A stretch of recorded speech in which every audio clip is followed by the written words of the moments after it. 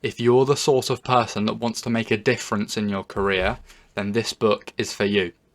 This is 80,000 Hours by Benjamin Todd and the 80,000 Hours team. As an organisation, they help to solve the world's most pressing problems, and they use statistics and research to make sure they are correct. The book offers practical advice for anyone that's unsure what they want to do in their career, but have the feeling that they can make a difference. A few of the chapters in the book I want to talk about today are: what is a dream job? What are the world's most pressing problems? And how do you find a career that's right for you? When we think of a dream job, I know what's come to mind. Money. But what you might not know is that once you reach a certain amount of earnings in your career, you don't get happier on average. Instead, to find a dream job, you need to look for three things. Something you enjoy that's engaging, that you're interested in.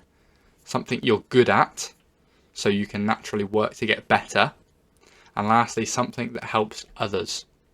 And it's these three that lead towards the best, most fulfilling and inspiring careers. So that's how you think about a dream job. When we look at the world's most pressing problems, how you can help others in your career, there are again three things you need to think about. And the book suggests neglectedness, which is how much are other people looking into this? How much are other people currently spending and helping in this sector?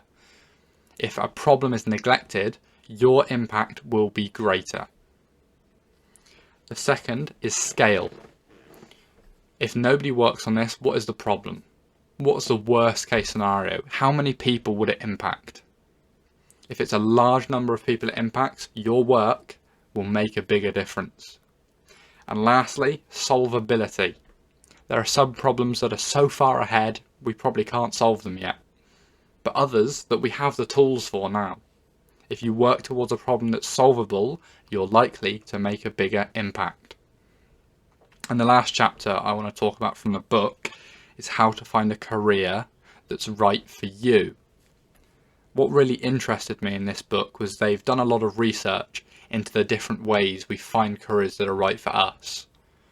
Whether that's personality tests, IQ tests, or even experience in a certain industry. And what they found is that work path tests are the best. And what that means is short trials, a few weeks at a time maybe, of a certain career to understand whether you like it, whether you want more. But it's important to note that there's hardly anything that's a strong predictor of whether or not you'll like a career. So you have to try lots of different things.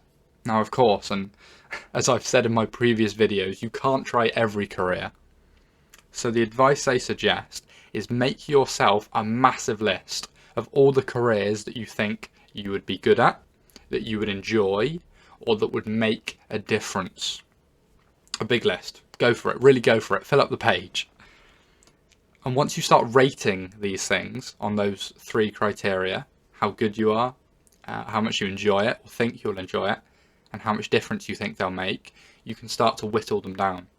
Ones that either don't make an impact or you don't think you'll be good at, or ones that are just trumped by another job.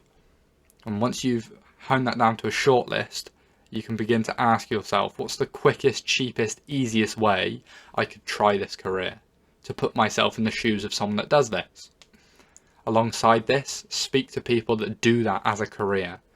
They'll give you up-to-date advice about what that career is all about, or books.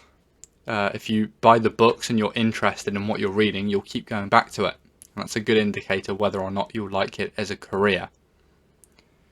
I think this has been a really interesting read, and it's a lot of practical advice for any stage of your career, whether you're new to your career or whether you're more experienced, whether you're looking to try different avenues or whether you're interviewing. There's loads in this book that is practical and again is based on advice rather than just what other people say, which is really good. One thing I'd like to see more of in the book is examples of people that have done this advice for a long period of time.